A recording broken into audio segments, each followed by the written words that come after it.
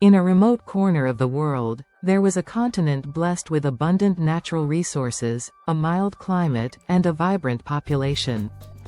However, despite all these advantages, the continent was plagued by poverty and social inequality. The rich were getting richer, while the poor were getting poorer. One day, a group of scientists decided to investigate the causes of this disparity. They discovered that corruption was the main factor preventing the continent from developing. Corrupt politicians and businessmen stole public money, leaving the population without access to basic services such as education, healthcare, and infrastructure. Scientists also discovered that corruption was not only a social problem, but also a neurological problem.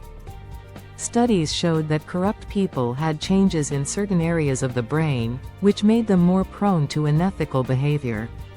Scientists called this condition neurocorruption. They believed that neurocorruption was one of the main factors preventing the continent from developing. Scientists shared their findings with the public, hoping that they would help fight corruption. However, corruption was so ingrained on the continent that it was difficult to eradicate it. Despite the challenges, scientists continued their work. They developed new techniques to identify and combat neurocorruption.